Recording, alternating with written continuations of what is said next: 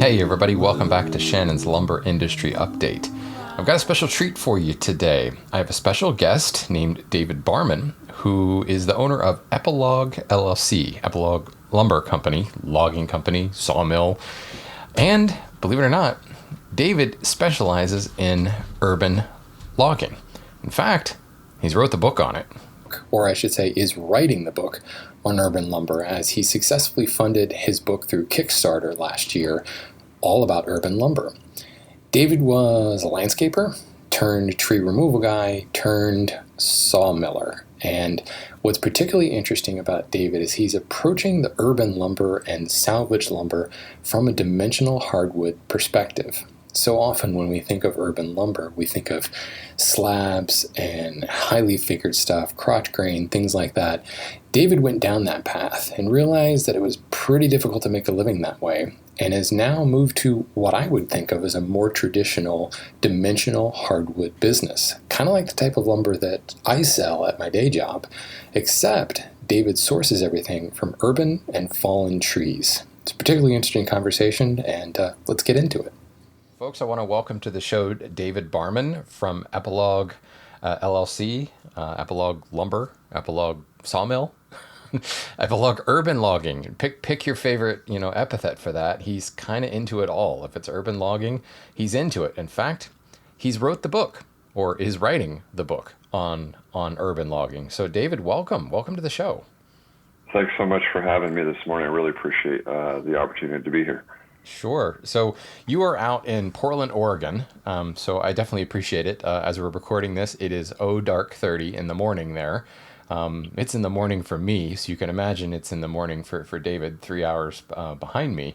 But I wanted to, I said it. You wrote the book on urban logging, so let's kind of lead there. Tell me about this Kickstarter campaign. I'm sure we'll touch on it several different times, but I'd love to kind of hear your thoughts. How is the book going? Any ideas, when you're going to get it out? I know it's a tough thing to answer. Yeah, lots of great questions. So yeah, I'll give you a quick summary about the book that I'm currently writing, and a little bit about Kickstarter I had last year and all that stuff. So I am author of a book called Wood from the City, the Urban Lumber Handbook. Last fall I had a Kickstarter, which actually went really well. I was really grateful for the success that I had with that. And I am currently working through the manuscript with my editor. I'm waiting for edits on chapter 6. Chapter 5 is, I think, pretty much done. And I've started working with my graphic designer and illustrator on a lot of other stuff. I am self-publishing, and it's a daunting task. It's like a book report that never ends. I think the rough manuscript's 160 pages. I think the book will end up being about 225 to 250 pages. Mm-hmm. I did decide to self-publish because I felt like the quality of the book and content would be a challenge to produce with a traditional publisher. I did get a couple offers, and I felt that I would be doing a lot of arguing about what should be in the book, what shouldn't be in the book, and then there's really limited budgets about photography and illustration. So sure. At that point, sense. I might as well do it myself, but I wouldn't recommend necessarily self-publishing for a lot of people. I've got an amazing team of folks. I got a great editor and amazing illustrator and graphic designer, so I feel really grateful. And I wrote my first book proposal in 2015, so I've been at it for a while. So the book, you could think of it in kind of 3 sections. The first chapter is about regular traditional forestry. Where do wood products come from right now? Mm-hmm. The middle part of the book is there's a log in your yard. What are we going to do with this thing? How do we cut this into slabs or boards and use it for some kind of building materials? And I would also characterize that as the urban lumber system of today. And then the last part of the book is how do we intentionally grow trees for lumber in cities? So we go from something where there's haphazard reasons a tree is removed, there's no real plan for that, and we go to a system where we're planting, geotagging, enrolling trees in the database, tracking all of it, and then limbing and pruning and caring for those trees in a way that we're growing high-value saw logs. and then we can selectively pull that inventory from along the freeway to school, to commercial business, or eventually like people in private residences can have trees that have a home when the tree needs to go away. That's fantastic. Really, really comprehensive. And I really that last chapter, I think, is most fascinating to me. I mean, certainly the first chapter, that's the world that I live in. Second chapter is the one that I've been discovering and having had guests on the show recently. But that kind of city plan, the urban silvicultural effort, is one that, it's certainly not a new idea, but it's one where there's a lot of people kind of like feeling their way through. Or in many instances, there's so much that's already happened. There's so many trees already, in the city, and it's kind of like, well, we'll start this going forward. And there's not really a lot of thought into the long-term, how did you put it? Creating trees that are high value, rather than just creating shade. And let's not downplay that. That's certainly important from the overall kind of biome of the city. It's important to have those shade elements and the nesting areas for the birds and all the undergrowth and all the stuff that rolls into that ecological system. But where I think a lot of these plans fall short is this tree does have value. And if you don't look at it as a saw log, or in some cases a mulch log, it doesn't actually have value other than that it's lovely, it's a shade tree, it sure looks pretty in that park. And I wish I could say that was enough, but I'm sorry, it's just not. And that's how these trees get devalued. That's how these trees get cut down. That's how they get put into a landfill, because no one has actually taken the time to care for, prune, and grow that tree like a crop. So that's exciting. That's really cool to see that. Can't wait to look at this. Yeah, me neither. I'm hoping by the end of the year that I'll have the book will be out, and I'm going to take some time off here, late August, September, and really get on things. I got another round of photography to do, and I'm trying to set up some meetings to visit in some industrial softwood mills out here, which obviously Doug Fir is the king Sure. of forest products. I would add a few things to follow up to what you said, which you made a lot of really great points about. I would say like the urban forestry system today, and I would almost even include, I would say, non-timber forest land. So that's land that is not managed specifically for timber, and that could, if you think about land anywhere from like an hour and a half near any city. So maybe somebody has 5 acres. Maybe somebody has a half an acre, or it could be trees in downtown. So it would kind of encompass all of those different spaces. So because we don't have a plan for what's going to happen to trees when they go in the ground, whether they seed naturally by themselves or it's something that somebody planted, we're not managing and pruning trees in a way that they have usable lumber. We're also not thinking about how are you going to get this thing out of here, and where are we placing these trees. So basically what we have now is an urban lumber system where we're trying to make the best of a bad situation. And what that's leading to is a shrinking tree canopy. So we don't have an economic incentive to plant more trees. And so myself, as a former landscape contractor, I co-owned a small landscape construction company for 15 years. I had one job where I was able to plant large form trees. Most people are wanting ornamental trees. They think of trees as a liability. So my argument is if we present this as something that's an asset to a property, then we have an incentive to plant those trees. So I in 2015, I worked with a Republican state legislator, and I got her really excited about this idea, and she dropped a bill to fund an economic study on intentionally growing trees for lumber in cities. And we got $400,000 in state funding to do some research on that. And what I thought was really interesting is that I had the most liberal members of the House and Senate and the most conservative voted for the bill. I think I had 5 nay votes in the entire building. And basically it was like kind of recrafting this conversation about what is a tree, what does it do, and also looking at this holistically, right?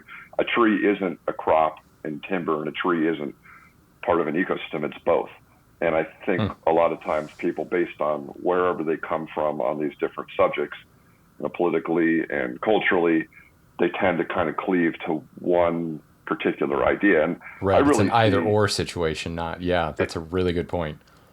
and so to me, I'm a plant person. I didn't get into this as someone, as a lumberer person and woodworker.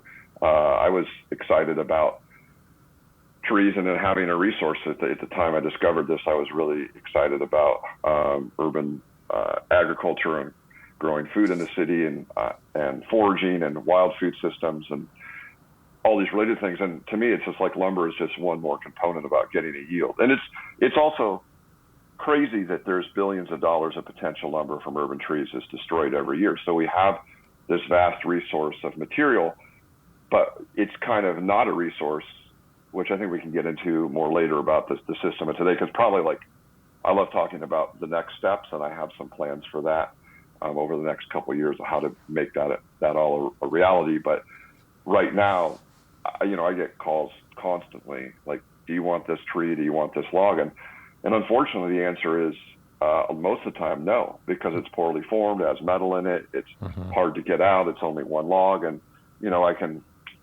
get stuff from more traditional forest products industries. A little self-loader shows up, I don't necessarily even have to be there, then it's 5 to 7,000 board feet of wood is lifted off a truck and it's ready to go. So Right. So just as far as economy of scale and efficiency, so unless you have something that's a higher value log, it's hard to justify getting one saw log and then dragging it out of a backyard. And I've wrangled thousands of logs off of people's property, and we can get into the nuts and bolts of that, but let's just say that it was a $200,000 loss was my first iteration of doing all this. If I calculate all my time, energy, was my first kind of 5-year venture into urban lumber. So, well, and I can tell you from my perspective, I will represent the commercial logging industry, the commercial lumber industry in this conversation. I have been having very excited conversations with some of my colleagues about this kind of grassroots effort. Where I see the future of the lumber industry going is what you're talking about. And I get a lot of like raised eyebrows and a lot of like, well, it's never been done that way before. And it's like, well, yeah, it hasn't, but you can't, that's just an irrelevant statement. The biggest objection, or the biggest thing that people will say to me, the biggest con they'll say is, well, yeah, but the grade of that stuff is just terrible. You can only sell so many rustic pieces or feature walls. People will eventually want an FAS board.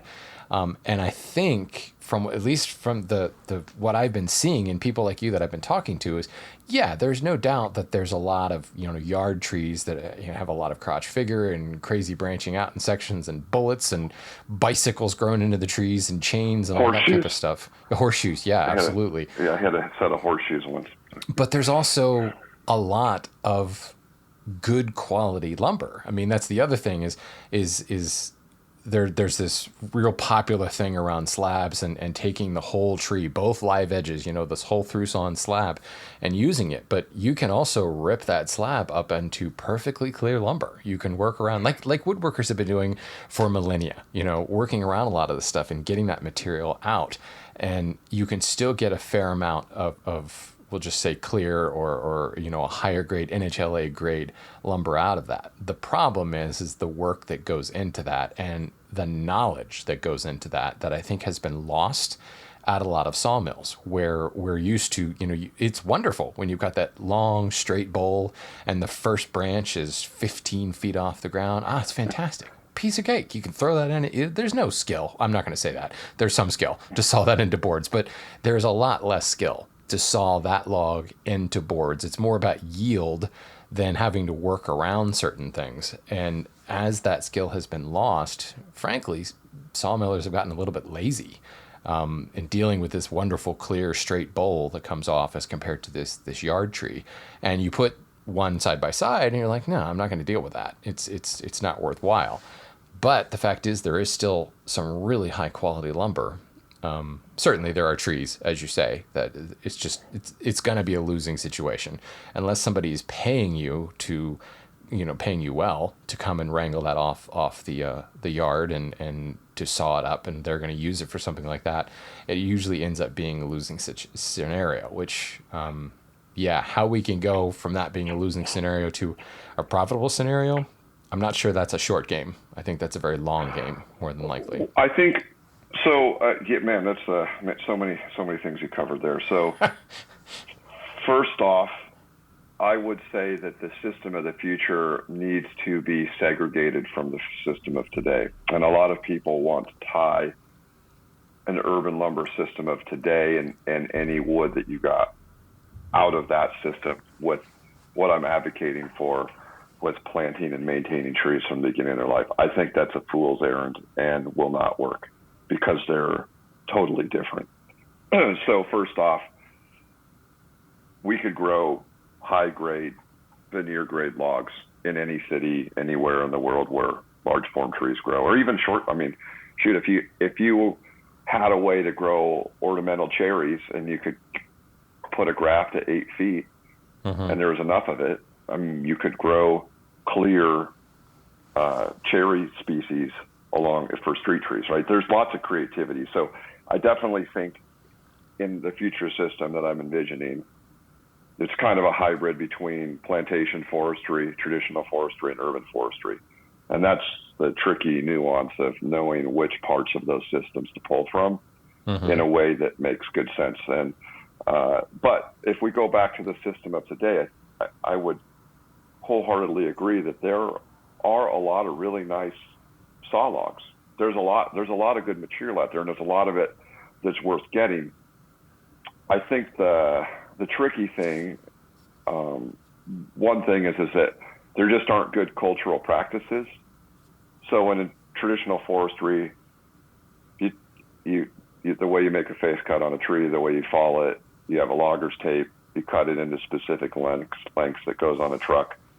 That's all figured out. I should make a caveat that urban lumber potential is different based on the part of the country you're in and the kinds of trees that you have growing and the kinds of equipment that are available to you. And I do think on the East Coast specifically, there are probably more opportunities to move wood around in shorter lengths than there are out here.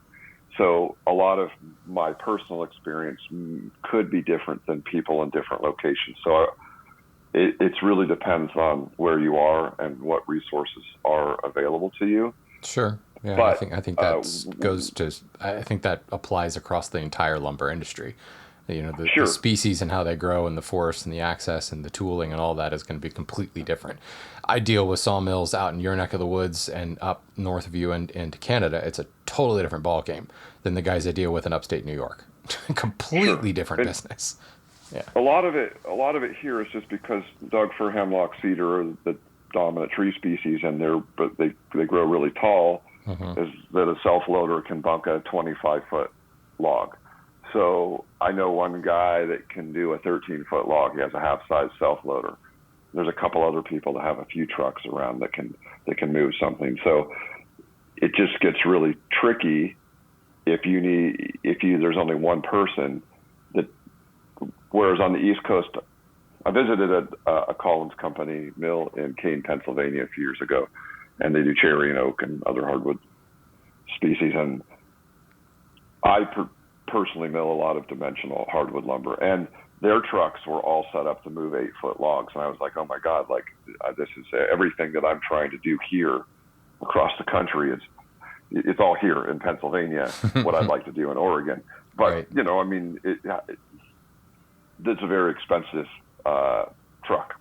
So how many of those are people going to buy if there's not an incentive to get one, or if it's not profitable? So that said, I think we could almost kind of walk through the process of how do you turn a log in your yard or from a municipality into lumber and boards, and that might be kind of a good storyline way to walk through this. All of these conversations are interesting because it's people learn in a linear fashion, A, B, C, D. but this is really like a web of different things going on. So I was trying to figure out like what's the best way to untangle this crazy frenetic conversation, this multi-headed thing. Well, and I think a lot of the folks that are listening to this, I mean, certainly there's a lot of woodworkers listening, but there's also a lot of sawyers, and I think all of us look at this idea of urban logging, and what we relate to most is that tree in our yard. You know, I have a glorious sycamore in my backyard, and I really don't ever want to see it go because of the amount of shade, and it's just such a beautiful tree. But I also recognize my house was built in '66. That was a mature tree when the house was built, because you could see how they laid out the lots, and they did it around that tree. And my neighbor next to me was one of the first people to buy a house in 1966. She has since retired and moved away, but she told me they bought the house because of the fully grown sycamore in the back corner. So this sycamore has got to be, it's probably close to 80 years old. And unfortunately, it's probably going to have to come down sometime soon, because it's going to come down on its own, and it's so big, depending on which way it falls, it's going to take out a house. It does not matter. So we can all relate to that. We can all relate to the fact that we have a tree in our yard. So I think it's a really good place to start. So I have a ginormous sycamore in my yard, and it's got to come down.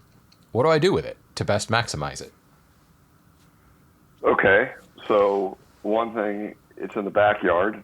So yes, if you're going to have somebody mill that, if you can't get equipment back there or get the logs out or remove it with a crane, then a chainsaw mill would be a good candidate for something like that. You could also try and rip it into sections with a chainsaw with a larger bar, and you could get it out in quarters. Sycamore in particular, you probably know this, some of your listeners may or may not know, has great lace wood patterning on the quarter saw. Yeah, quartered. Face grain, so you can cut it into quarters. That's a lot more involved. You get less of a yield, but you can get really nice lumber. I would say on oak and sycamore logs that have sweep in them, it's hard to have grain running consistently across the face of the board, so you probably won't get complete quarter sawn figure across any of those boards if the log has sweep, and I know that because I tried to do that. And so a lot of boards that the figure would, or the pattern would go kind of in and out of the board, and I've had the same thing with white oak. But so you could buy a chainsaw and a chainsaw mill from like Granberg. You can get custom made bars up as big as you want. You could cut it into slabs. You could cut it into some sections and then get some, maybe like some round fence posts, put it on there, have a small piece of equipment. You could roll those pieces out of the backyard. If you could get a big enough piece of equipment, you could pick it up and move it out of the backyard. Like I said, if it's crane removal, then a lot of times they can pick stuff in lengths that are long enough. It does start to get tricky to have a lot of good boards if you're cutting everything into 2-foot rounds. I personally buck my logs into 8'6", 10'6", 12'6" lengths. I like to say that a good sawmill business starts with organization in the log deck, and a lot of people don't understand how important that is. Because if your logs are random lengths, then every other process all the way through making that into lumber, you have weird lengths. So tallying lumber, my wood miser, for example, I have a LX450, it's all hydraulic. Those are set up where your side supports, where the log rolls onto the mill, are set up to mill a minimum of 8'6" lengths. I can mill shorter lengths, but I have additional dogs that the log turner doesn't work as well. So really like a minimum 8-foot log is what is efficient for me to mill. There's a bunch of other kind of engineering things with the mill that goes on there. So with your tree, ideally you get minimum 8-foot lengths, and you're able to mill this into something and use it, right? That's a pretty simple explanation, but a starting point. Well, and I think, not to just gloss over your point there about the random link thing, I think a lot of people they don't quite understand that. And especially like the woodworker, someone like myself who has a shop, and, and if I took that sycamore down, I would absolutely want to use it for my own projects. And we tend to think that way, that it doesn't really matter if you end up with a bunch of random links or whatever. But let's step back and look at this from the perspective of, I want to mill this into boards and I want to resell those boards. Random length can often be a bad word. For the average retailer, it can be very difficult to have a bunch of random sized boards. And what happens is those boards sell as random sized boards. They sell one board here, one board there, one board there. The turn rate on that log is incredibly slow, which can be very difficult to manage as a business. You sunk some money in, maybe you didn't pay anything for the log, or maybe you did, probably not. But you certainly sunk some time and materials into sawing this into boards. And if you have a whole bunch of random links and you can't sell that as a complete flitch, that log is going to hang around your retail, showroom for probably years until a thing is finally sold. You're not going to recoup any return on that for a long time. Well, Shannon, that's exactly what I did. So I milled probably 12 to 1,500 slabs. Mm-hmm. I had a showroom at a lumber yard for 2 years in Portland, Oregon, Sustainable Northwest Wood. Shout out to them. I still sell them lumber. Great local business.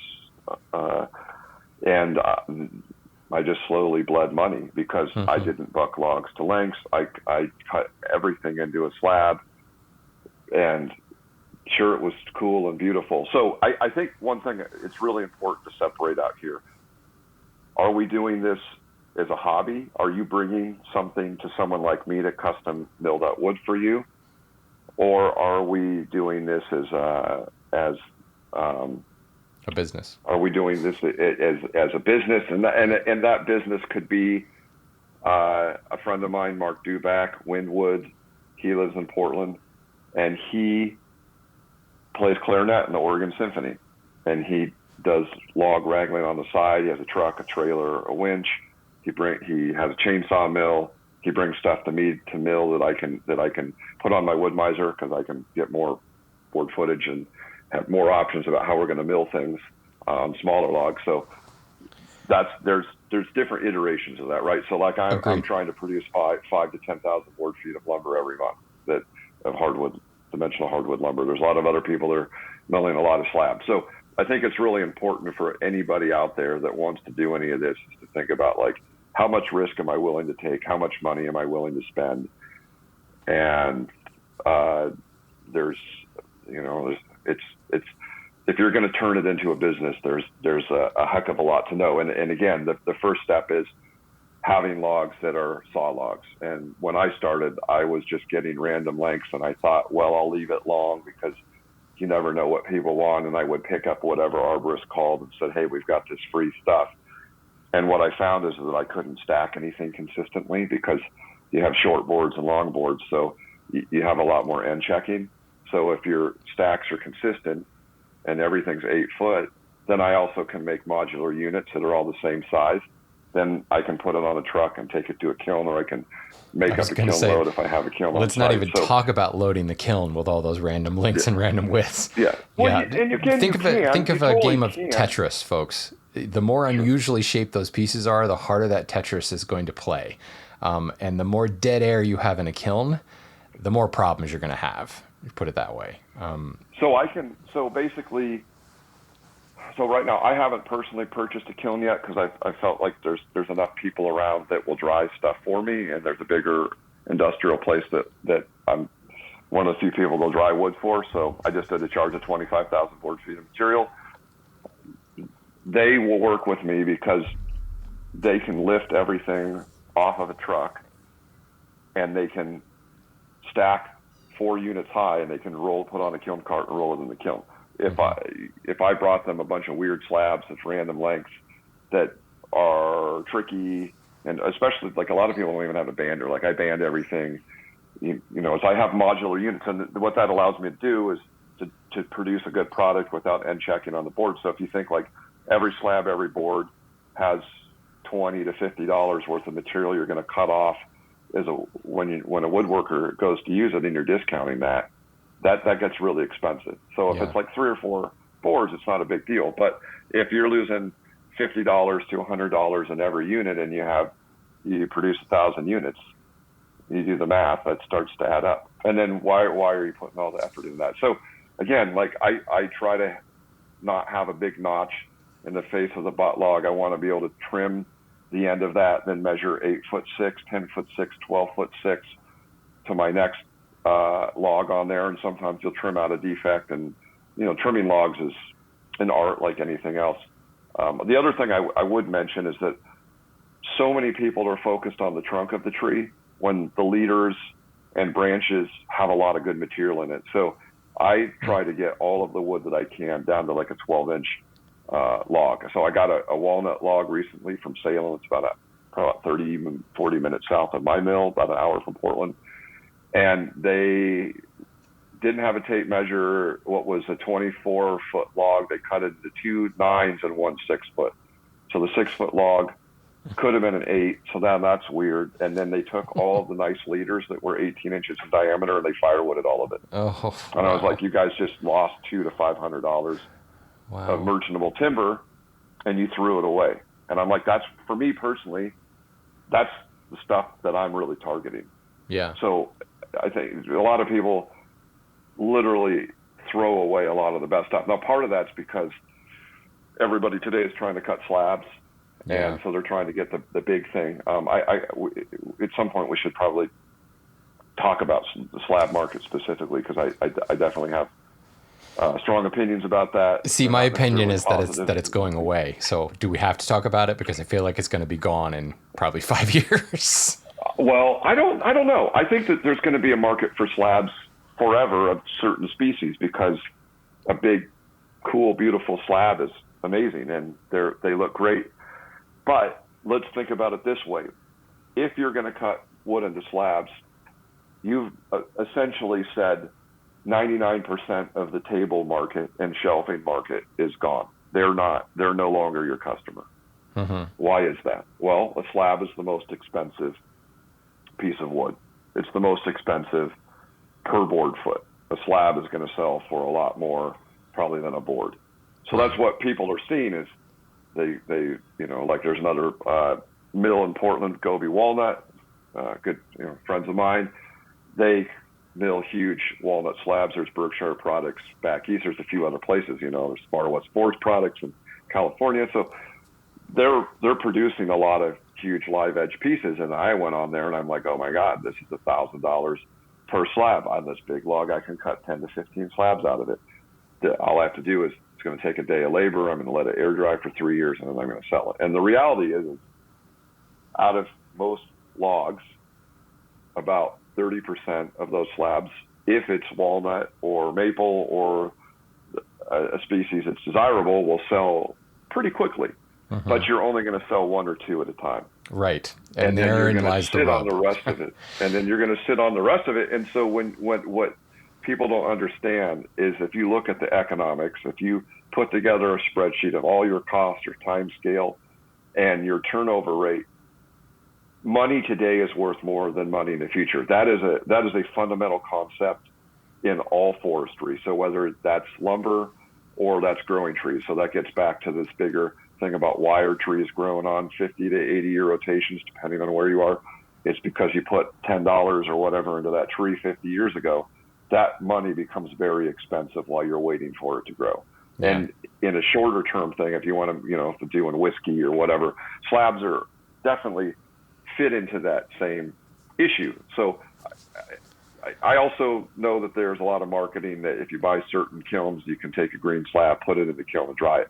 I had very, very poor experiences with that. I would not advise anybody to take a lot of different species of wood and put it into a kiln right away, unless you want to trim several feet off the ends and scrap it because it's got excessive honeycombing, and then wait 4 or 5 months. So that's air drying at a small scale an inch per year, unless you're in a warm climate like Texas. My friends down there at Harvest Urban Lumber or Harvest Lumber or at Helmwood. Shout out to those guys. It's hot. Or my friends at Angel City in LA.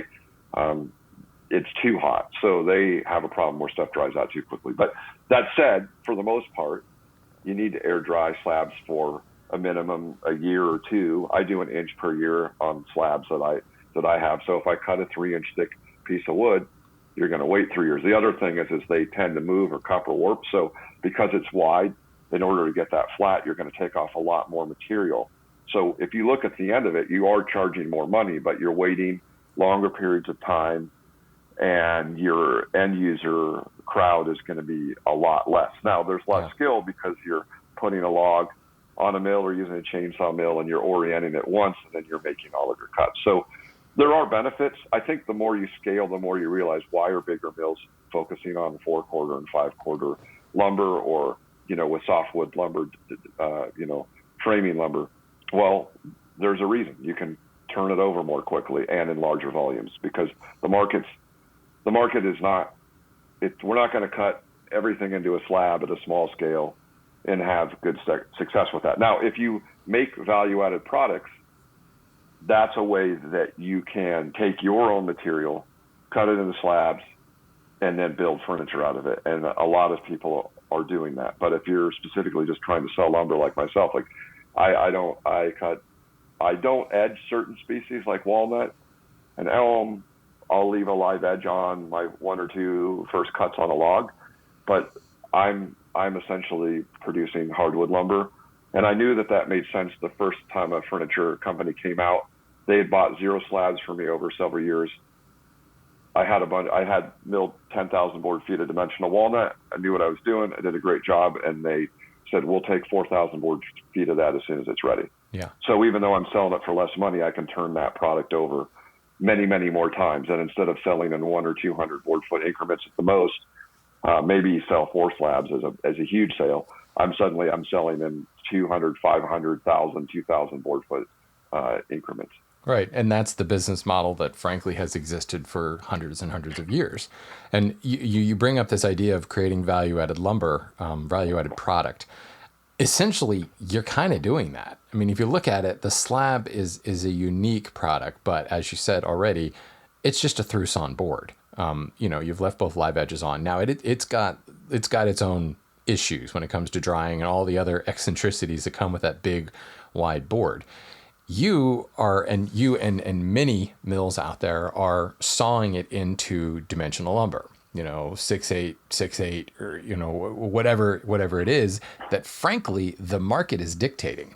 And one of the kind of misconceptions I hear from a lot of people are like, the boards, they're just not as wide as they used to be. I don't know about that. I mean, certainly there are trees, certain species that are not going to be as large as they were 100 years ago. But the market has pretty much said the 6-inch wide board is like the most desirable board. Certain species you may find, like oak, you find a lot of times 12 inches is good because it's used for a lot of stair risers. And that's where it comes in. There is a product in mind that is dictating the dimensional sizes. So as a sawmill, you're sawing into dimensional lumber, you're getting it closer to that end product, which means with more of that end product in mind, I can cater my log selection. I can cater the actual sawing of the log, not just to produce the maximum amount of board foot, but the maximum amount of board foot in that dimensional size. I can cater my kiln drying to that particular species, that particular length, that particular thickness, that particular width, that dimension, and cater all of that. I can do all of my logistics from banding it, like you said earlier, to the trucks that you're using, to how you're actually storing it in your inventory, near inventory sheds. All of that can be geared around that particular value-added product. And that is sustainable. And that's pretty much how we see the lumber industry. And speaking for my own company, for almost 300 years, that's what we've been doing. Since before we were a country, this is what we've been doing. And that's the reason it's sustainable, is we've kind of found the use, and we've tried to make that product for the end user, the woodworker, the furniture maker, the whatever it is. We've made that product as plug and play as possible, to coin a 21st century term with an 18th century business. First century business. So everybody is producing a value added product. What I find interesting is the slab market. I don't know. Is it a value added product? It's a through-sawn cut. Now, if it's dried properly and, done in like a vacuum kiln and dried so that you can prevent some of that warping and things like that, then yeah, there's some value added process. Well, vacuum kiln, just so you know, a vacuum kiln, whatever kiln you put it in, is not going to prevent warping or checking. It's going to do whatever. Agreed. If it's kiln dried correctly, and there's a lot of nuance in drying things, so we can talk about that a little bit later, or maybe I'll come back later. But my point to any this of these subjects we could, you end up with a slab, and you'd said it earlier. Say you have, you've sawn up 300 slabs, and you sell 4 of them. It's like, woohoo, great. The problem is we've left it large. We've left it into this slab, and there's so many possibilities you can do with it. A lot of times the market doesn't want a lot of possibilities. They want, I use it for this. Yeah. Keep in mind, too, the other thing, when you're cutting something into a slab, you're getting a lot more material that might be a less desirable grain orientation. Mm-hmm. So like the top 2 or 3 slabs on each side of the log are going to be flat sawn. Yeah. So if you rip that down into a dimensional board, that's going to be less desirable, right? So there's a lot of things you're kind of limiting what that could be besides a slab, because now it's a slab. Also, you put all the time into it. So the last purge I did of material, there's an amazing wood shop in Portland that people live in the Pacific Northwest. They're called Creative Woodworking Northwest. It's a multi-million-dollar shop. They have planer sanders from Italy that you can surface up to 50-inch wide slabs that have helical planer heads and sanding belts on the same machine. They have all kinds of amazing stuff. So I've surfaced a lot of stuff there. They were generous enough to let me take over the parking lot a couple of years ago, and I had a big sale, and I purged like what was $100,000 worth of retail slabs, and I think I sold everything for $15,000, and I was grateful. I sold everything at under $3 a board foot. And then at that point, I'm like, man, I could have just sawn dimensional red oak lumber on an LT15 instead of buying a giant Lucas slabbing mill without any other ability to cut anything else. So, and again, like slabs, there's a market for it. I don't want to discourage people from not doing that, but there's always going to be a place. There's a place in the market for it, and I think that's where the boutique sawmill can make their place. This is what I talked about in a recent episode of the show, where I talked about, so you want to start a lumber business. You got to understand who your target demographic is. And if you enjoy creating slabs and you enjoy, the customers who come to you and the things they make from it, let that be your place. Where I think the slab market has gone off the rails recently is there are companies like the one that I work for. We don't personally, but the companies like us that have started into this slab market. And it's like, no, guys, stay in your lane. Because we don't need to flood the market with a bunch of slabs when the size of that overall market is quite small. We talk about all day long. I talk to woodworkers and local woodworking guilds, and I say, I'm sorry, guys, you are a tiny, tiny portion of the market. And most woodworkers recognize that. And you recognize that, these businesses, they're making their living on the companies coming and buying 4,000 board feet, like you said earlier. And the guy who comes in and buys 3 and 4 boards, we're always grateful, but you can't sustain a business on 3 or 4 boards. The slab market is an even smaller subset than that. It's a niche within a niche within a niche. So the people that produce those slabs, let them do that, and the rest of us continue on and focus on the other aspects of the market. I would just really advise people to really look at the economics of that, and just know that it might be 5 years from log to selling all of the wood from that one log cut all into slabs, and you're going to have a lot of material handling issues with something bigger and more difficult, and material degradation too. Again, 5 years of a slab sitting. I mean, you can take care of it, but you have to also be prepared and have the facilities.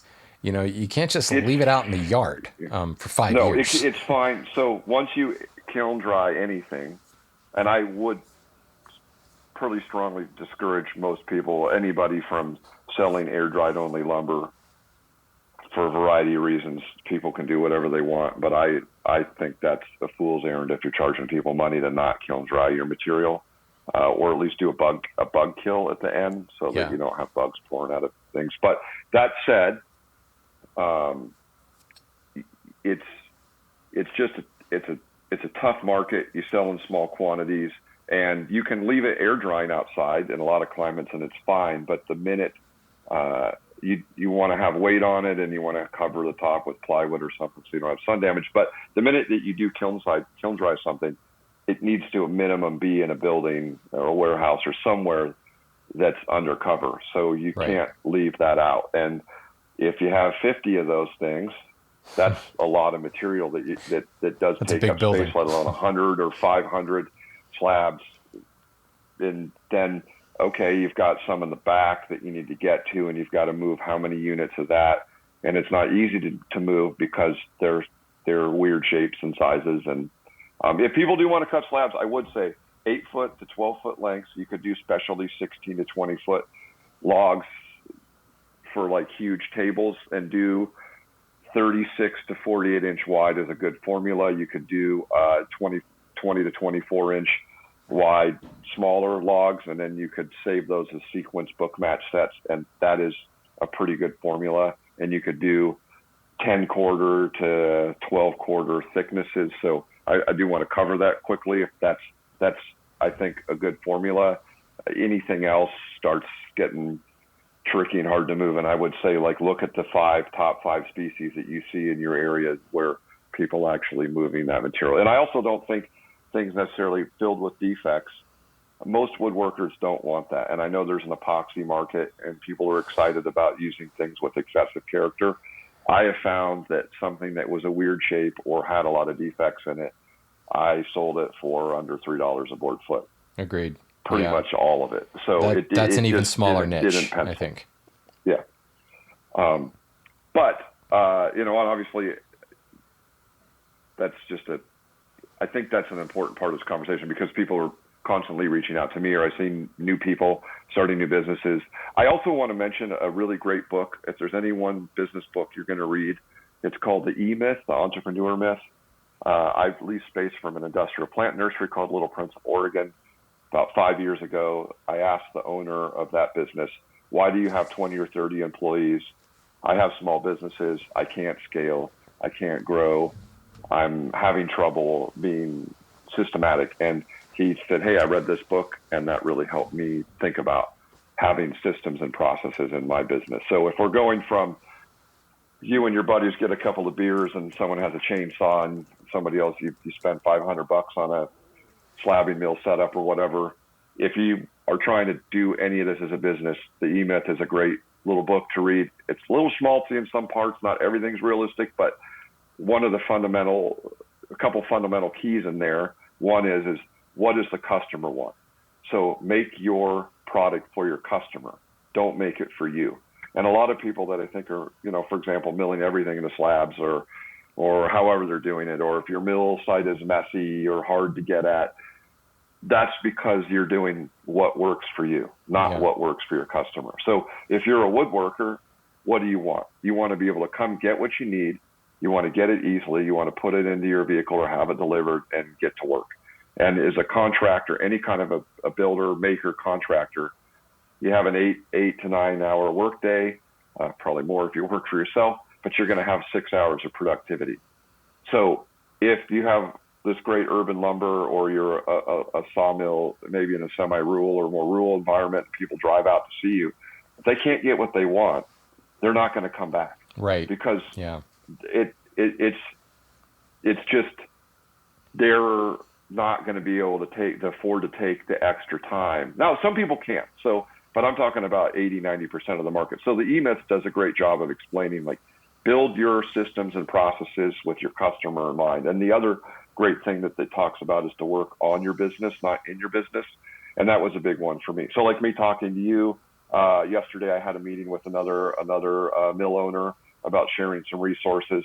And instead of me just grading and sorting a bunch of lumber that I need to do all day, I took some time and had a business meeting and created some written documents. I'm putting stuff in some spreadsheets this week. So I try to take a little bit of time or to do some maintenance on equipment, but working on your business, having systems and processes will help you actually have success so that the end product, whatever it is that you're making, there's a customer that says, that's exactly what I wanted. You have it and I'll buy it.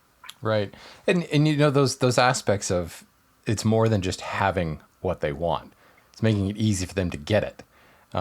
Yeah. You know, I mean, people can vilify Amazon all they want, but they have made it super easy to get anything you possibly want. Oh, in next day.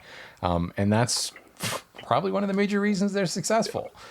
So well, the same as McDonald's, right? You can put anybody back in there in a hamburger or cheeseburger. I'm not necessarily a fan of McDonald's, but I mean, even you look at, like, we have a great local chain called Burgerville, and they source local ingredients, and definitely you're going to pay more for a hamburger or whatever there, but it's fast food. But they have a similar model. You can pull up, they have things.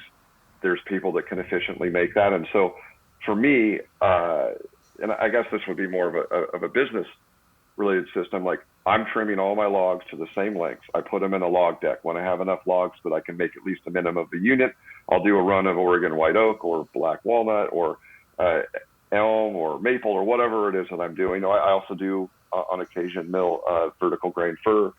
So I get the material, I trim it to the right lengths, I mill all that, I stack it, sticker it, it's in a unit, I band it, then I put a landscape tag on it that's the metal tag. So I remember the date, the location, all the pertinent information about what that material is, where it needs to go. And then I can efficiently, I can take it to a kiln, or I can load a kiln on site easily. Then I'm able to take the bands off of it. I put it on roller. I have a roller table system set up so I can roll out all my boards. I can grade a couple hundred board feet to 300 board feet at a time. And then I can sort it and stack it into units.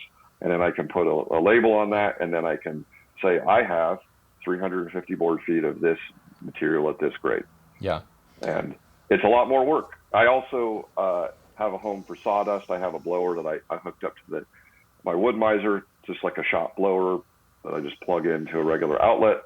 So 70% of my sawdust blows into there. I have dump hoppers to dump all of my scraps into. That goes to a burn pile, or I can take it to a landscape debris place. So it's really important to have a clean, organized place with a repeatable set of processes. Obviously, like a lot of my book goes kind of into putting these systems together.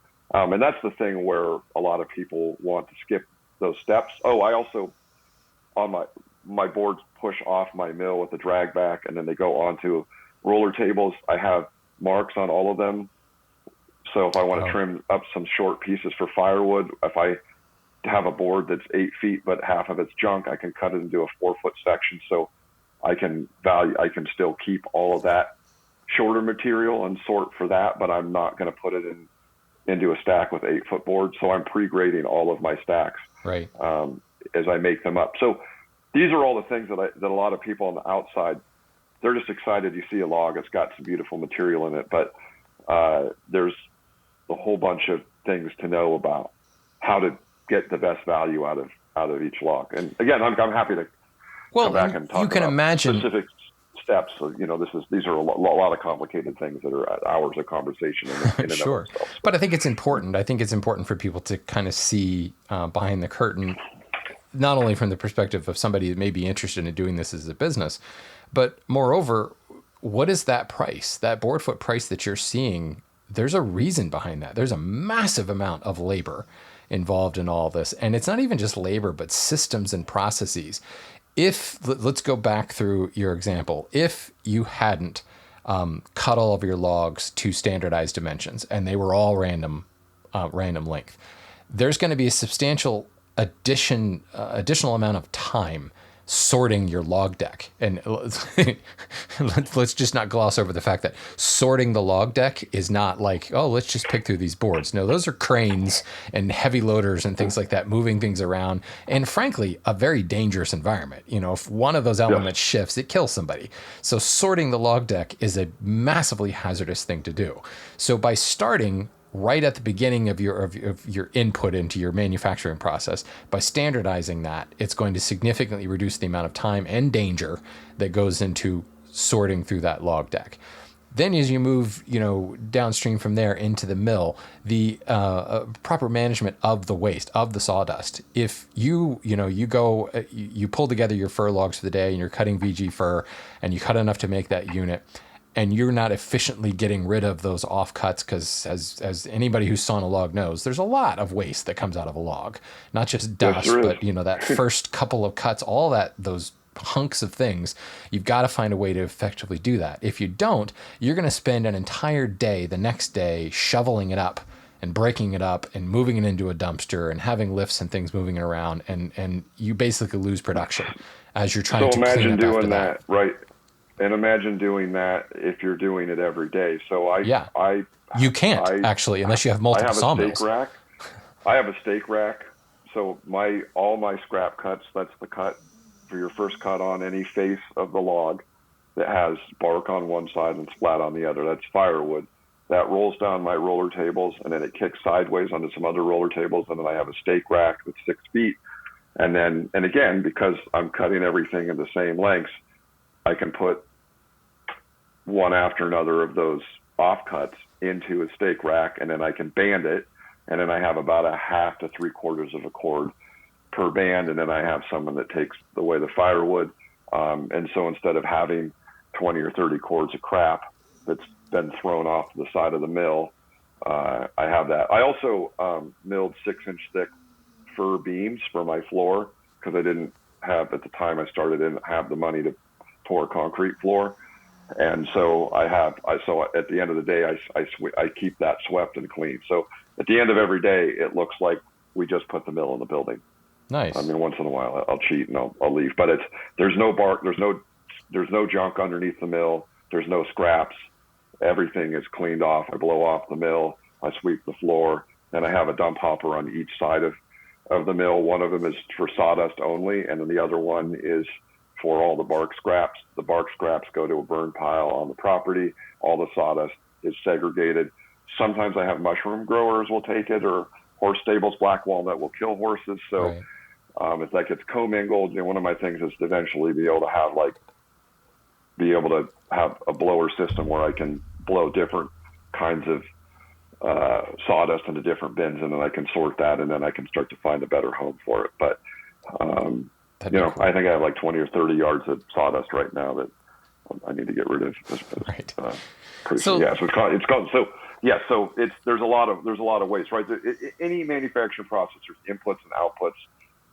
Your input in this situation is a log, like you said. I should mention really quickly, this whole thing, safety is really, really important, and a lot of people tend to be casual about that. I was a flight attendant for United for 8 years. Safety is drilled into you, and obviously you don't hear about that on the plane, but every flight you do safety checks, and you're like, if I get this thing crashes and it's on fire, how do I get out of this plane? And how do I get people out of this plane? Yeah. If there's a medical emergency, how do I get a defibrillator? How do I provide CPR? So I do constant safety conversations. I'm not 100% on everything, and nobody is when you're small, but I have a sign where people park. People have to park in a certain spot, and it says enter your own risk. I'm very careful about everything that I'm doing, and if you're not careful, a log's going to roll over on you. It's going to break your leg. You can smash your fingers. Chainsaws are super dangerous. Like I'm really lucky. One of my former business partners was a wildland firefighter and a hot shot for 4 years and a Class B faller. So I'm very careful about using the chain brake, wearing chaps, not looking down the bar while I'm cutting, keeping my thumb around the wrap. There's a bunch of fundamental things, and a lot of people are pretty cavalier about stuff, and you can get away with it a lot. But if you make a mistake, consequences can be can be severe, and that does happen to people. Statistically, so forestry is the number one. Up with you. Yeah. So if you don't know how to do something, watch some safety videos. The safer you can be, the better. And I feel like some people are rebellious about that. That's dumb. I just don't. I fundamentally just think being safe and responsible is a good thing. And that means also, like, if you're on the road with logs and equipment and you're overloading stuff and you fly off the road and you kill somebody or hurt somebody else that's not even involved in your harebrained idea. I mean, that's not cool. No. So, anyway. Sure. That's a little bit of a safety rant there. Let's. You brought up the flight attendant, so let's land this plane. We're about an hour right now. Let's switch to the other side of this coin, to the consumer side of things, and let's look at it again from two different perspectives. We've got the average woodworker, or maybe average homeowner, and then we have like the commercial user, the furniture maker, the manufacturer, the architect. Let's start with the individual. What do you think is the best way for that person to tap into this urban lumber market? And I'm not talking about, I'm one of these people that I think it would be kind of fun to have my own sawmill. I don't have the space for it. I don't have the zoning. I don't have the land for it, but I would love to buy urban lumber. I don't want to fell my tree. I don't want to saw it into boards, but I want to buy it from someone who has. What's the best way for someone like that, the average person, to tap into the urban lumber economy?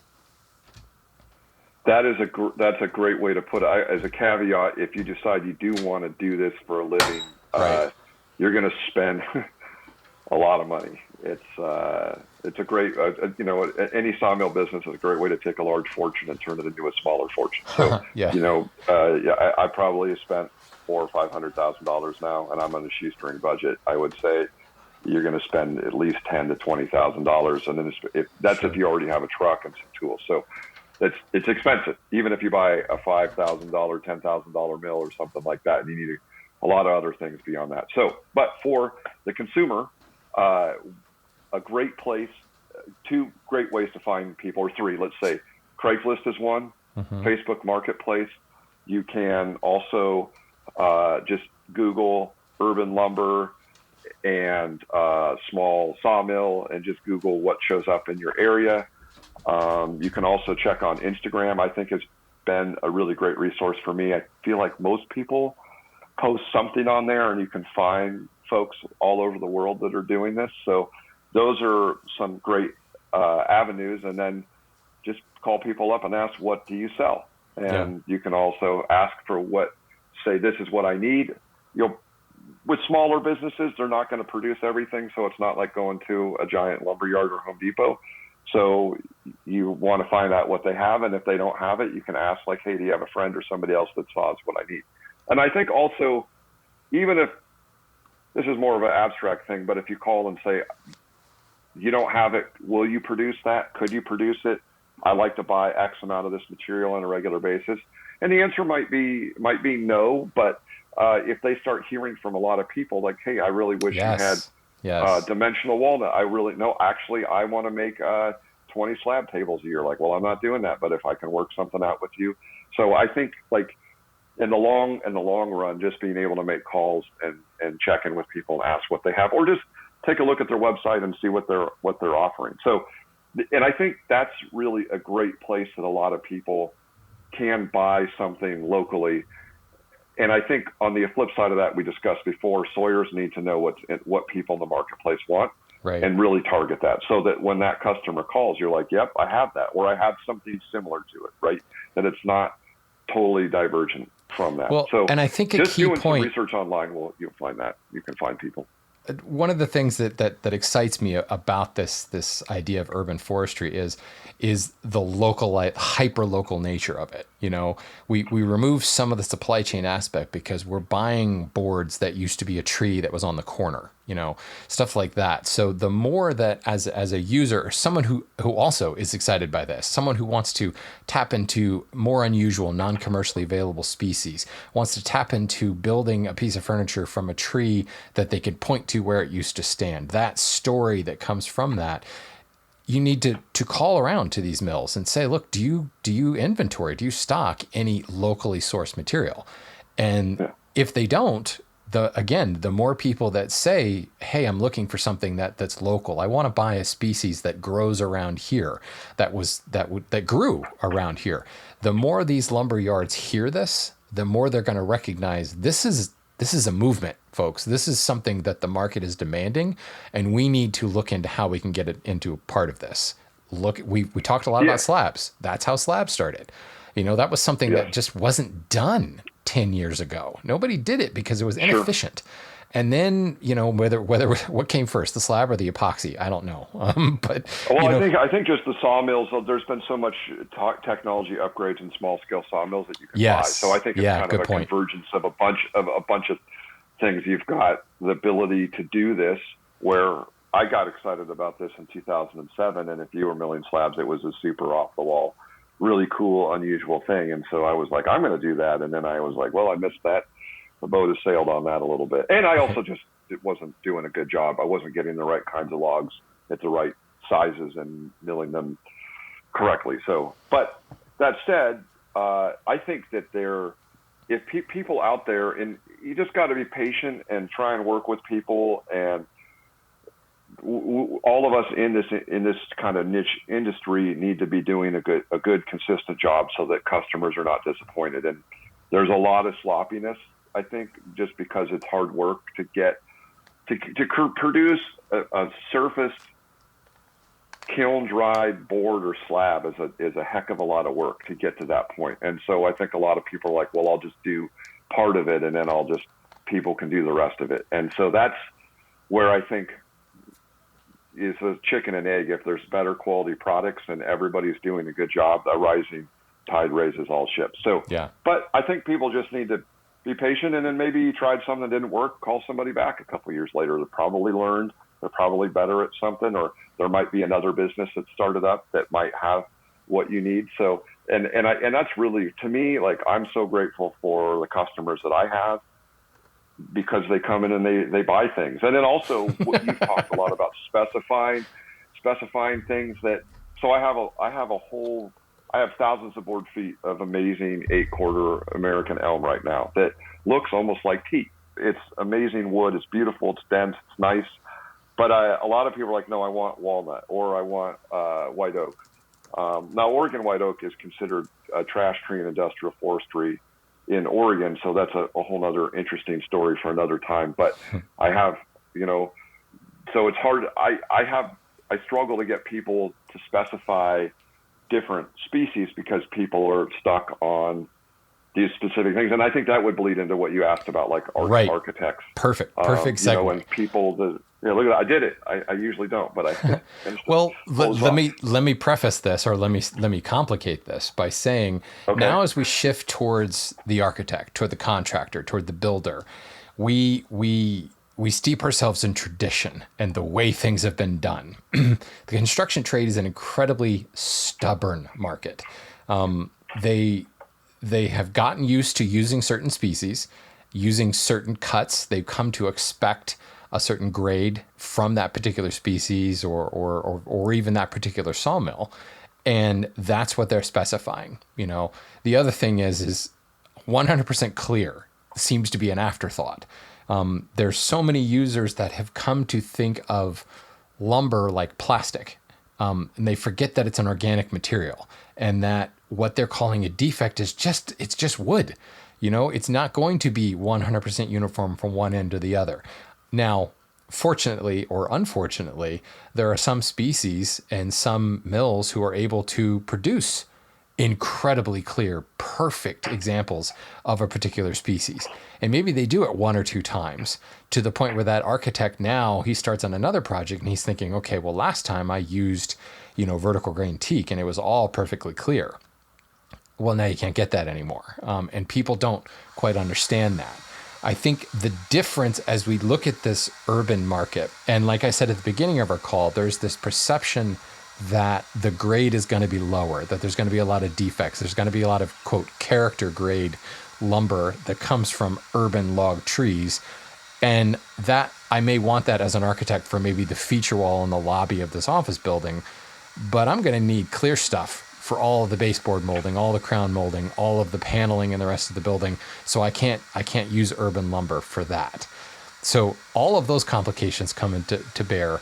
How do we think we can get the commercial sector hooked on the idea of urban lumber, but also recognizing that that is a perfectly viable resource as compared to the quote traditional dimensional lumber and things like that? So from the sawmill side of things, or the forestry side, or arborist, or everybody, that efficiency, having a consistent product that's an industry standard product is really important. Grading is where a lot of people, I don't grade the national hardwood standards, so the NHLA standards, but I have basically a grading. So like I have an FAS and a number 1 and a number 2, right? So, and then I have WOW boards, or I have things that are specialty boards. So that could be like for, a guitar maker, or like really high-end furniture if you have something highly figured.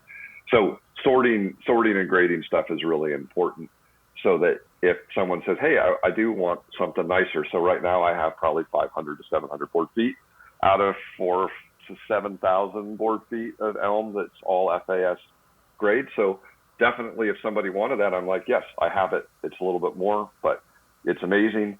And then for a lot of applications, having a few knots here and there is fine, as long as it's sound. Now, there are certain defects that are more time consuming. And I think from a sawmill side of things, you need to understand that if you have stuff with checking or splits and those kinds of defects, it is going to just make it unprofitable for a woodworker that's trying to do something efficient. So some woodworkers, like, they're going to put bow ties in there and do all the fancy, cool one-off stuff. And for them, it's a different set of parameters. But for the majority of the market, they're like, hey, I need to make X amount of these this month, so I need nice quality boards.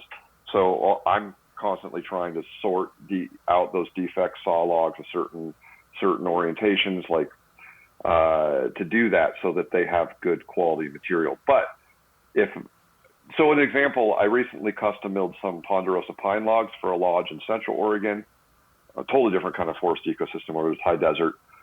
And in the conversation with one of the architects, I mentioned that I mill a lot of Oregon white oak, and I have about 70 or 80,000 board feet and backstock on sticks. Like, some of it gets turned into floor. And she said, oh, we could do wide plank flooring. That would be amazing. And I think that's a classic story where I'm like, no, a lot of I don't have to, in order to make wide, clear, high, or even, just to make that product, there's less of that material out there. Yeah. Because I'm small. And my friend at Xena Forest Products, Ben in Salem, who's probably the king of Oregon white oak and is doing a lot of great things around forestry and that stuff in the state, there's just not a volume that we can produce where you can make that product. So that's where they're thinking like, oh, this is unique because you're small and specialty, so you'll have a higher, clearer grade. And it's kind of the opposite. And a lot of times, like, I have some of it, but I'm not going to have the volumes that you're looking for at a price point that your customer may want. So being more flexible about having some knots in the wood. I mean, I'm talking about sound knots. I'm not talking about huge voids where you have to pour a lot of epoxy in there or do those sorts of things. So, well, I think this is an instance where, like, the folks, because I know you've met them and I've had them on the show, but the folks at Cambium Carbon and their trace software could really lend a hand here, because now you're collaborating. You have 700 feet of maybe stuff that could classify as wide, and then somebody down the road may have 300 feet of something classified as wide, and the architect working through an entity like Cambium Carbon, or at least the various sawmill customers of Cambium Carbon using their software, could actually put together an order that would fill that. Because that's what happens in my business now.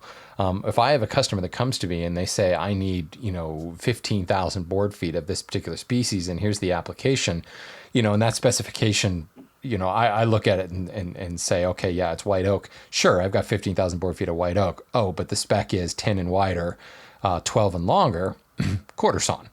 Okay, well, now I sort through my own stock and I've only got 5,000 feet of that. So what happens is then we call around to several other mills, we call our suppliers and we say, how long will it take you to develop another 10,000 board feet of this particular spec? And one mill says, well, I can develop 1,000 board feet. This mill says I develop 4,000 board feet. And eventually we pull it all together. We go to the customer and say, okay, we can get you 15,000 board feet. Lead time on that is going to be, 1 month, 2 months, whatever. We can have it delivered, all this stuff, and that's how you come up with the eventual price. That's how it's done now. So I think where the breakdown is happening with these kind of more boutique mills, or shall we say, not even boutique mills, even mainstream mills, but boutique products like, Oregon white oak or sassafras or catalpa. Pick an unusual species. You coffee tree, like Kentucky perfect. coffee tree, or like Perfect example. there's lots, there's a ton of them. There's like fruit woods. You were talking about that the other day. I love plum. You can't get it in big lengths. I've got 1,000 board feet of small stuff. I'm going to turn to cutting boards. We can get these commercial markets into these more unusual species within reason. Certainly, you're not going to panel an entire corporate office complex in apple. Sorry, it's just not going to happen. No. But a little tricky. You could have like the tables in the campus cafeteria. Maybe one or two of them made out of apple. And again, the story that sourced from these apple trees, that stuff could be done. And that's the stuff that, in my experience in dealing with architects directly, that's the stuff they get really excited about. Because here is the unique thing. Because really, all architects want to do is make their, they want that building that says, I built it. There's space in the skyline or there's space on the countryside or whatever. That unique factor is such a huge deal. One thing I would mention that I think gets tricky about urban lumber with bigger architectural buildings is that they're not going to order all just 8-quarter lumber, right? That they're going to need veneer. So, for example, Oregon white oak, I've had some logs sliced into veneer that I did with Sustainable Northwest Wood. We shipped them to Indiana because Indiana veneers, there's Friesens, there's other places in the Midwest, that's the place to send it. And they did a fantastic job. And I think out of 7 logs, we netted like 80 or 90,000 square feet of veneer. But there's no veneer slicer around here that does that. So when someone goes, we're like, hey, we need to lay up some panels. We want this grain orientation. Then all of the drawers in the kitchen, we need veneer for that. We want a little bit of 8-quarter for this. And all the trim is going to be 4-quarter. So that's where it gets tricky at a smaller scale, where you can't just say we have a suite of products and we have everything you want. And I think that is an impediment because it's like, if you're going to slice veneer logs, you need high quality material, and that's a whole other can of worms conversation for another day. But I think that's the place where the Architecture Millwork House has its spot in the market. The Architecture Millwork House is going to be sourcing material. And they're going to have to source it from multiple locations. So I think ideally, the win in this would just be to get the conversation going about these other types of species. I think that's a really key thing. You mentioned wide plank flooring before, and I often laugh because the flooring industry, it's swatches, it's color swatches. Go to any flooring website, and it's mostly like proprietary color and stain names. Very rarely do you actually see the wood species. You'll look through pages and pages of different types of flooring, and nowhere does it say maple or oak or anything. It's, Sierra mist in a cloud bank. That's what they call it. And you have to really dig deep before you find out what the actual material is. Now, when they do mention what the material is, it's usually in some sort of reclaimed, unique mushroom wood type thing. This is reclaimed barnwood white oak or something. That's the only time they really mention the wood. My point being that all of these specifiers are going for a particular type of look. And the more we can start getting them to recognize that there is a panoply of woods out there that can tell a story of locally sourced, greenwash it however you want, but it can create a unique thing that's in the same look. I had a customer that came to me. Now, this is literally a world away because we're talking exotics, but they wanted specifically wide plank teak flooring. And the spec that they had could have been doable, but the lead time on it would have been like 4 years. Because to develop that amount they were looking for with that kind of VG wide plank teak, perfectly clear, it could be done, but it would take a very long time. We got them into Iroko. We flipped the script and told them to Iroko because ultimately it wasn't teak they wanted. They wanted a honey brown color. And okay, that's what's important to you. And I talk about this all the time. If you want to buy material, what's most important to your particular project? Focus on that, and things become a lot easier. Because if it's clear, and all you care about is that there are no knots, but you don't really care if it's kind of a light brown or a dark brown or even a white wood. You just want it to be perfectly clear. That makes the decision a lot easier. And we can start getting people talking about different species, which I think will get them to start recognizing that not all boards come from a forest. And I think that's our big win. And that's our takeaway from this conversation. More importantly, the takeaway I'm having from this conversation is not all boards from the urban, I'm using air quotes, from the urban logging are filled with defects or are character boards. Many of those boards, you wouldn't be able to tell the difference from, a traditional forestry dimensional board. There's a lot of dimensional lumber. 100% correct. And by the way, bigger sawmills too, like how does a sawmill work? You take a log, you cut it up into a bunch of things, then you sort it and you grade it. So there's lots of low grade material coming out of a giant hardwood mill or softwood mill. And so it's not that, they're milling logs with sweep, defects, all kinds of weird things going on. But what you see as an end consumer, this is where we get back to specification, is that you're just seeing the cream of that crop, right? An FAS board, a clear board. But there's all this other stuff that's turned into pallet stock or, they're value adding it as flooring, right? A flooring manufacturer buys a lower grade of something and chop out all the defects. Like I sell my low grade Oregon white oak. I sell that to my friend Ben at Xena. So like he's providing a bunch of flooring for a new wing at the airports, like 90,000 square feet. And a bunch of my wood will go to him, and I'm selling it the flooring industry, but it's great. It's like, flooring industry thrives on number 2 common, number 3 common, because that's what they need. And that's a perfect example of wood not going to waste. But the average consumer, like you say, they're seeing the FAS stuff because that's what the market has been demanding. Now I'm hopeful that is starting to shift a little bit. And as defects, I hate using that word because I hope anyone listening to this recognizes that I don't use the word defect in a bad way. That's NHLA training talking right now. These defects, this character, rustic grade, it's all more acceptable. I don't even know if it's rustic. It can just be beautiful, just has knots. I think that's the unfortunate thing is that I think that's a very good nuanced comment you made that we're using negative language to talk about what a tree actually does, right? It's like we almost want to hide, like, well, how does a tree function? How does it create sugar, which is its food, right? It's like, well, it's using branches with leaves, and those are attaching to the trunk, and we're essentially wanting to pretend that doesn't exist. We want only heartwood, dead, the wood that's not even alive anymore, right? That has that color with extractives in it, and we're kind of skipping all of the things that made the tree a tree. And of course, there's reasons for that. Like certain things, defects can be they're problematic to build with. So that there's a reason. There's a reason for that. But there's a lot of defects that are fine, and I think people just need to. I think a lot of architects just don't get a lot of classes about materials, and I think that's a big problem. Agreed.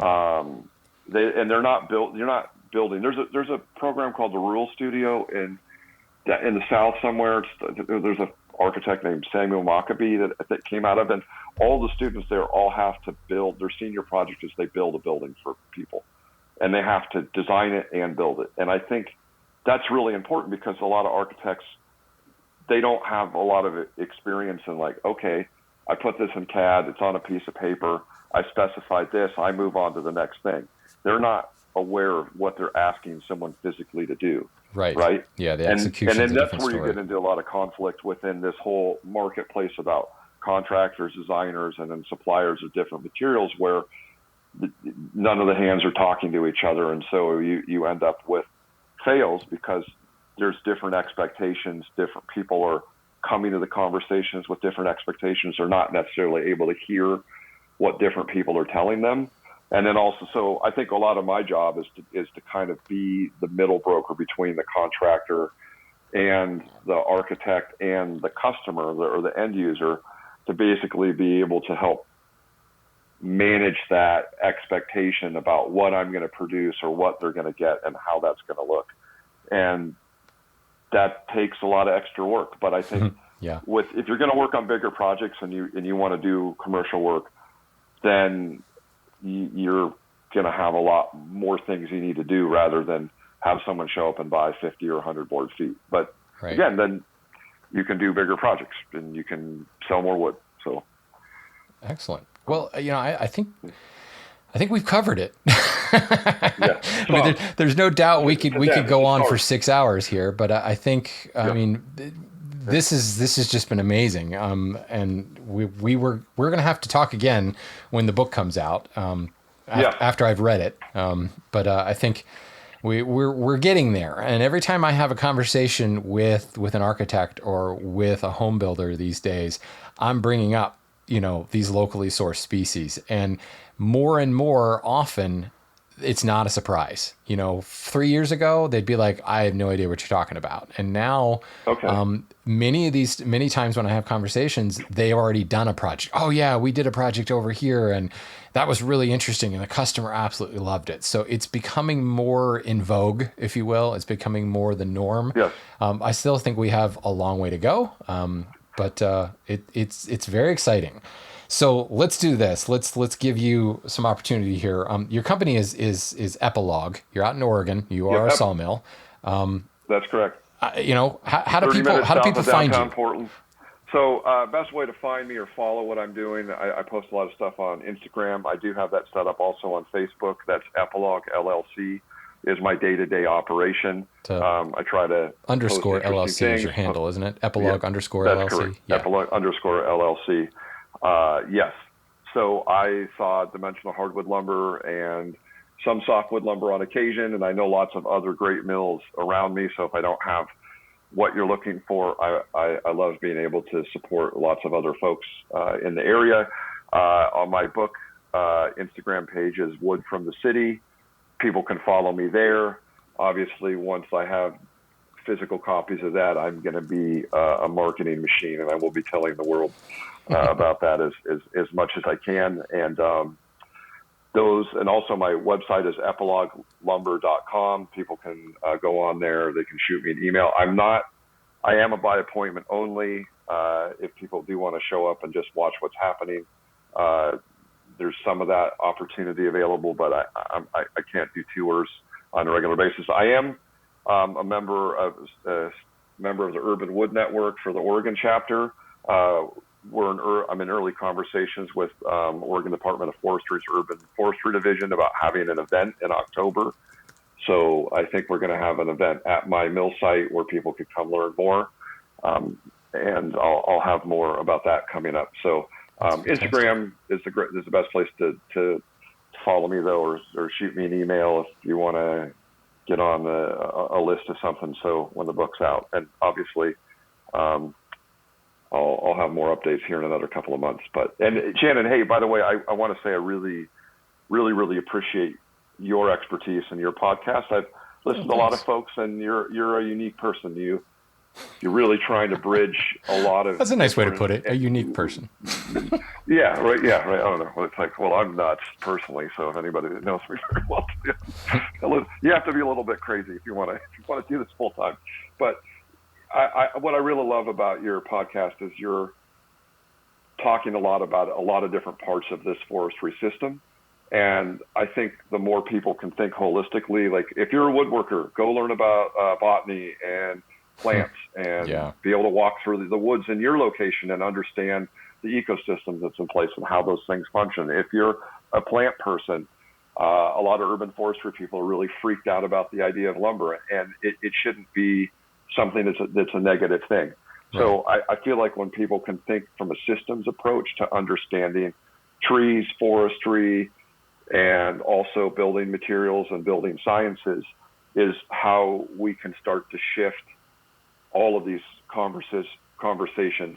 And I also think like you can be super Trumpy, super right wing. You can be a lefty. You can be somewhere in the middle. We all use wood, and it's kind of a great way where I work with so many different people from different political and philosophical backgrounds, and I love that I'm friends with all different kinds of people, and we can get along and work together. And I think that doesn't get said enough. And wood is a resource and a commodity is a great equalizer where we can maybe have a wild, fiery debate in the parking lot about what we think about some topic of the day, but we also can work together on something where we have a shared interest, and I think that's really important. Yeah, we all agree on trees, and they're important, and how they're important to us may vary, but we all agree that they're important. Yeah, I think that's fantastic. You said that earlier in getting that bill passed. Both sides of the aisle are for this. So, finally something that unifies this country instead of divides it. Maybe let's get behind wood, whether it's urban or traditional, it doesn't matter. There's a home for it. So yeah, well, I appreciate you saying that. Ultimately, I'm a guy who likes wood, frankly. I like building with it. I like walking amongst it. I like hiding under it on a hot day. It's fantastic stuff. So the more we can kind of expose the different aspects of it and all the various industries that come from it, just talking to you reminds me that it's time to get like a landscape architect or a landscaper on the show to talk about the actual planting and caring of it.